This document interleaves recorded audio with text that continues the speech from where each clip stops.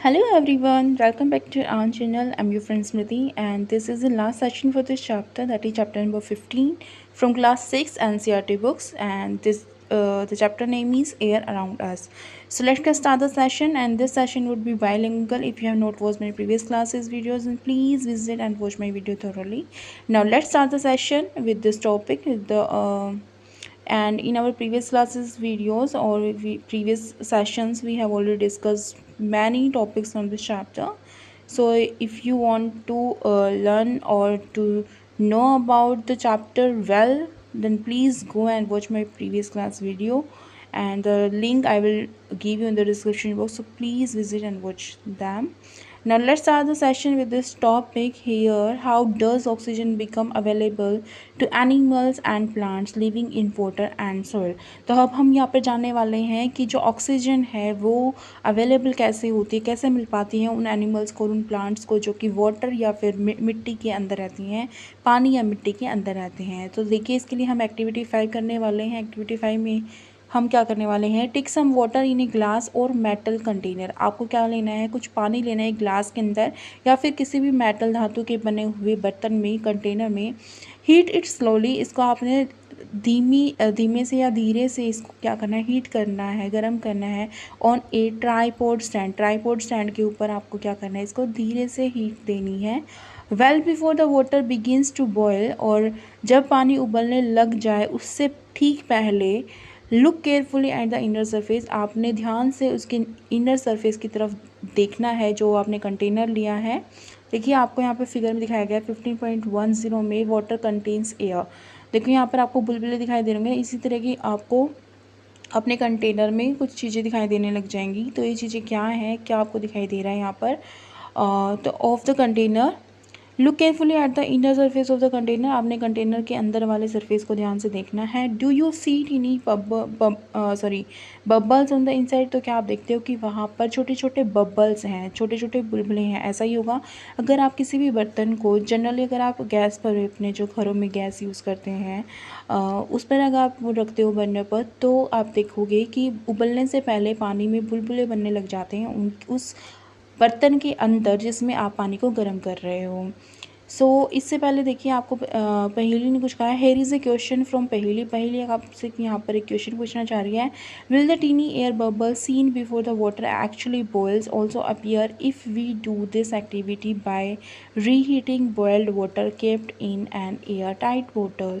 तो यहाँ पर आपसे पहेली कुछ जानना चाह रही है कि क्या वो पानी, उस पानी में भी ऐसे बुलबुले दिखाई देंगे जो इसको हम दोबारा से गर्म कर रहे हैं, जो कि पहले ही क्या होगा, रीहीटिंग वाटर एक्चुअली बॉयल्स, उस पानी को दोबारा से हम अगर हीट करते जो पहले से ही उबल चुका है, तो उसमें भी क्या बुलबुले आपको दिखाई देंगे। इसका आंसर आप अपने टीचर से, अपने पेरेंट्स से जानने की कोशिश करना और खुद से इसका सर्च आउट करना और कमेंट बॉक्स में प्लीज़ बताना। If you do not know the answer you may try doing it and see your self, अगर आप इसका आंसर नहीं जान पाते हो तभी, तो आप इसको खुद से करके देखोगे और इसका आंसर पता करोगे। नाउ देखिए नेक्स्ट पैराग्राफ में आपको बोला गया है, these bubbles come from the air dissolved in water. जो आपने कंटेनर लिया था यहाँ पर एक्टिविटी 5 के लिए, ये जो बबल्स आए हैं ये आपके जो पानी में एयर डिजोल्व थी वो बबल्स हैं। When you heat the water, जब आप पानी को गर्म करते हो, टू बिगिन विद, जब शुरुआती तौर पे जब इसको गर्म कर रहे होते हो, the air dissolve in it escapes, तो वो जो एयर जो उस पानी के अंदर है वो स्केप करने लग जाती है, निकलने लग जाती है। एज़ यू कंटिन्यू हीटिंग, अगर आप लगातार उसको कंटिन्यू हीट करते रहते हो, गर्म करते रहते हो, the water itself turns into vapour, तो पानी जो है खुद में भाप में बदल जाता है। And finally begins to boil, और आखिर में वो उबलने लग जाता है। We learn in chapter 8 and 9, हम चैप्टर 8 में और 9 में पढ़ चुके हैं, that the animals living in water use the dissolve oxygen in water, कि वो एनिमल्स, वो जानवर, जंतु जो कि पानी में रहते हैं, वो उस ऑक्सीजन को यूज़ करते हैं जो कि पानी में घुली हुई होती है, मिली हुई होती है। The organisms that live in soil, और वो ऑर्गेनिजम्स जो आपके मिट्टी में रहते हैं, also need oxygen to respire, उनको भी सांस लेने के लिए ऑक्सीजन की ज़रूरत होती है, इज़ नॉट इट, क्या ऐसा नहीं है? How do they get the air they need, तो वो उस एयर को कैसे पाते हैं जो जिसकी उनको ज़रूरत होती है फॉर रेस्पिरेशन, सांस लेने के लिए। देखिए एक्टिविटी 6 करने वाले हैं। Take a lump of dry soil, आपने एक ड्राई सॉइल का लंप लेना है in a beaker, lump in the sense कुछ अमाउंट में आपने एक डली टाइप बोलते हैं जो, उस तरह से लेनी है आपने। And dry soil in a beaker, beaker के अंदर डालना है, और एक ग्लास या फिर एक ग्लास के अंदर आप डाल सकते हो।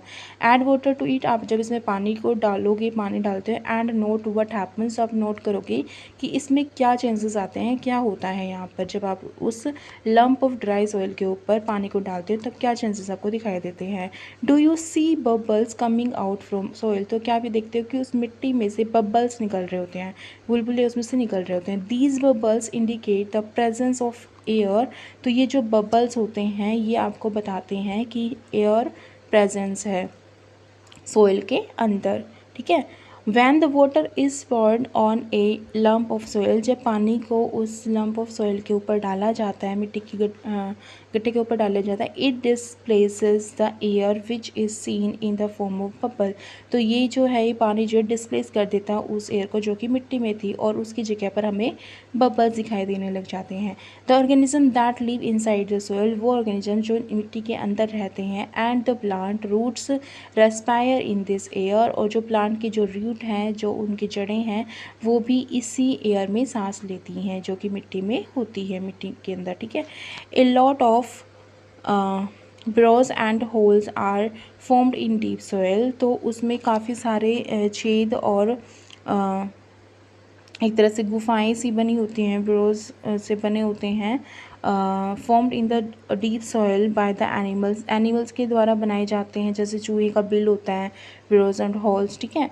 लिविंग इन द सॉइल, जो कि सॉइल में रहते हैं, उन जानवरों के द्वारा वो बनाए जाते हैं। These burrows also make spaces available for air to move in, तो ये जो ब्रोज होते हैं, ये जो बिल होते हैं, ये भी क्या करते हैं, ऑल्सो मेक स्पेसिस, ये भी स्पेस बनाते हैं, जगह बनाते हैं, अवेलेबल फॉर एयर, जो अवेल करती हैं एयर को, to move in and out of the soil, कि जिससे क्या होता है आपकी जो एयर है वो सॉइल के अंदर और बाहर आ जा सकती है। However when it rains heavily, जबकि जब ज़्यादा मात्रा में बारिश होती है या तेज़ बारिश होती है तब क्या होता है, water फिल्स up all the spaces occupied by the air in the soil, तो जो पानी होता है बारिश का वो हर उस जगह को भर देता है, सोइल में जहाँ पर भी जगह होती है उसको भर देता है। इन दिस सिचुएशन, और इस स्थिति में क्या होता है, animals living in the soil have to come out for respiration, तो जो एनिमल्स उस सॉइल में रह रहे हैं, उस मिट्टी में रह रहे हैं जिसमें पानी भर गया है, तो उन एनिमल्स को सांस लेने के लिए बाहर आना पड़ता है।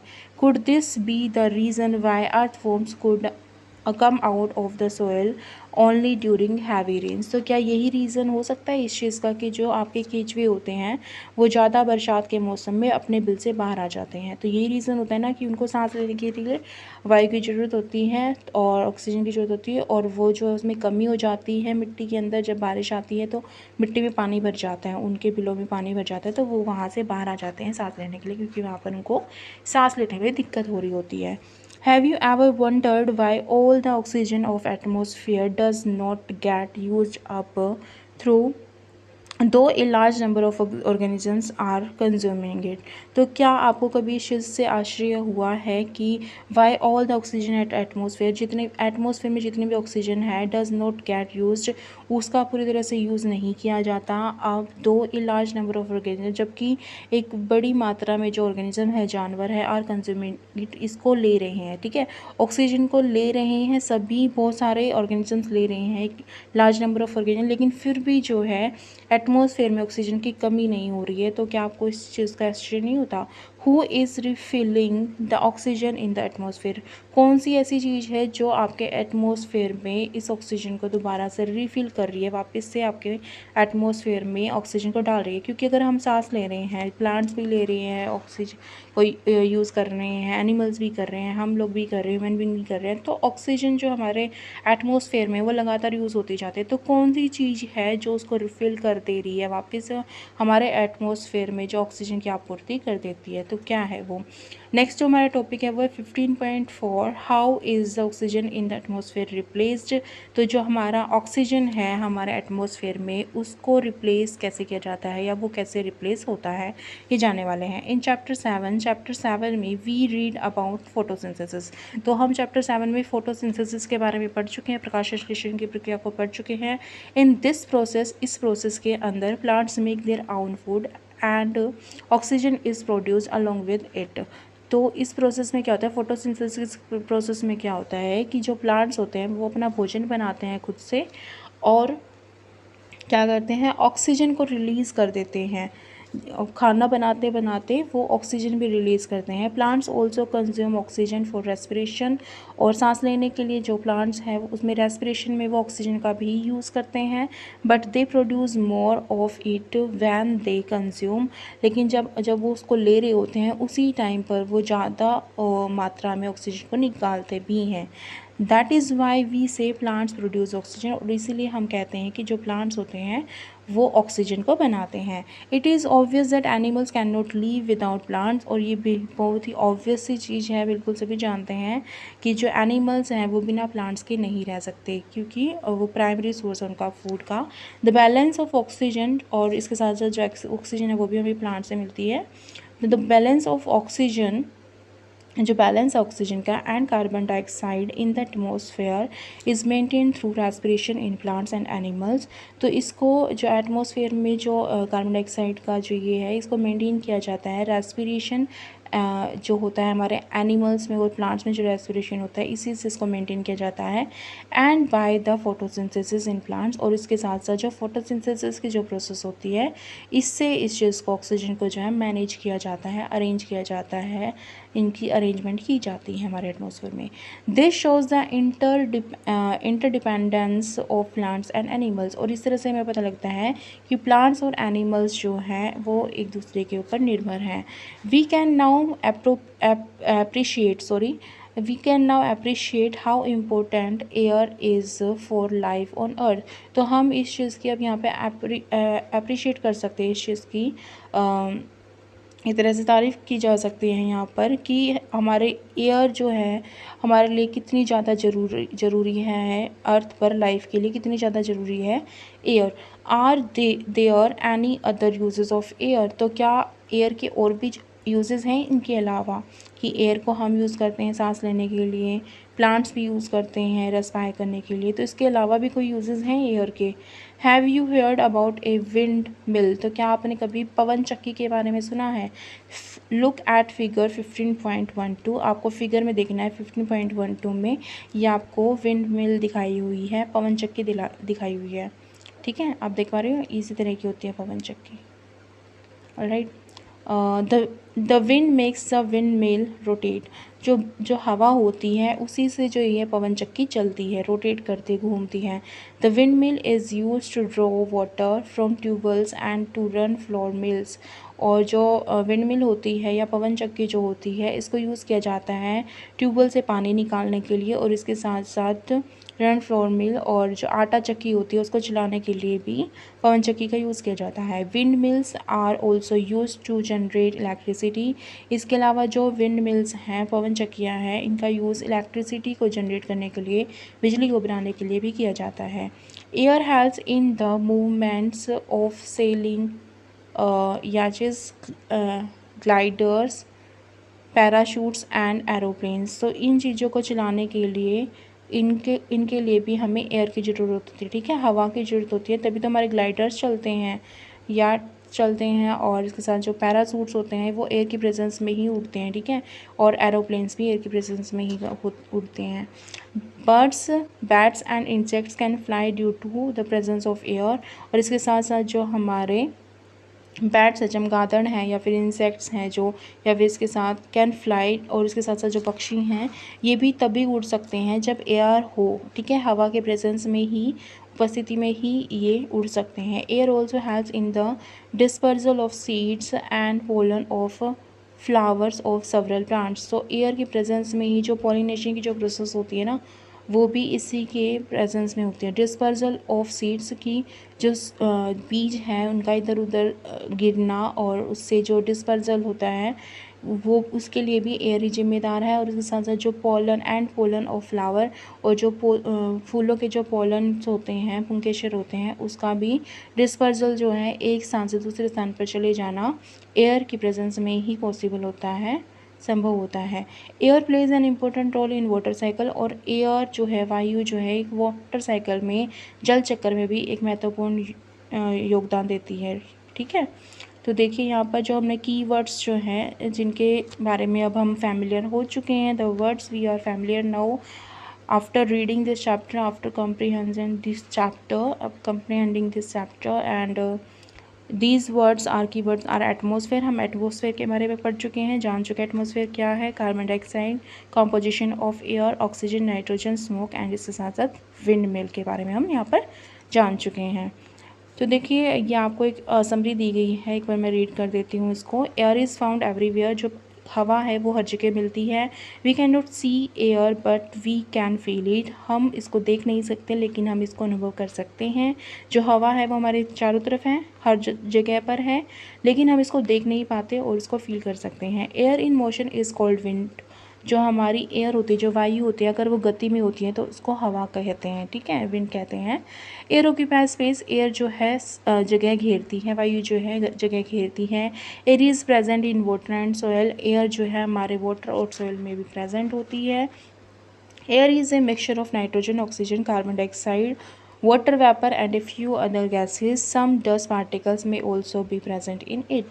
तो जो एयर होती है वो एक तरह का मिश्रण होती है जिसमें nitrogen, oxygen, carbon dioxide, water vapour, पानी के जो वाष्पीकरण के वाला जो भाप होती हैं वो, और इसके साथ साथ कुछ गैसेस होती हैं, और इसके साथ साथ जो है डस्ट पार्टिकल्स भी होते हैं, धूल के कण भी होते हैं इसके अंदर प्रेजेंट। ठीक है, oxygen supports burning and is necessary for living organisms, oxygen जो है बर्निंग को, आग को हेल्प करती है जलने में। ठीक है, इसका साथ देती है। अगर ऑक्सीजन की होगी तो आग जल्दी तेज़ी से जलेगी। And is necessary for living organisms, और जीवों को या ऑर्गेनिजम्स को जीवित रहने के लिए ज़रूरी होती है। The envelope of air that surrounds the earth is known as atmosphere, और वो एनवेलप जो हमारी अर्थ के को चारों तरफ से घेरे रखता है उसको ही हम एटमॉस्फेयर कहते हैं, वातावरण कहते हैं। Atmosphere is essential for life on earth, atmosphere जो है, वातावरण जो है वो काफ़ी ज़्यादा ज़रूरी है हमारे जीवन के लिए, हमारी अर्थ पर, पृथ्वी पर जीवन के लिए जो एटमॉस्फेयर है वो काफ़ी ज़रूरी है। Aquatic animal use dissolve air in water for respiration, जो एक्वेटिक एनिमल्स होते हैं यानी कि पानी के अंदर जो रहने वाले एनिमल्स होते हैं, यूज़ डिजोल्व एयर, वो घुली हुई एयर को यूज़ करते हैं, इन वाटर जो कि पानी में घुली हुई होती है उस एयर को यूज़ करते हैं रेस्पिरेशन के लिए, सांस लेने के लिए वो उस वायु को यूज़ करते हैं जो कि पानी में घुली हुई होती है।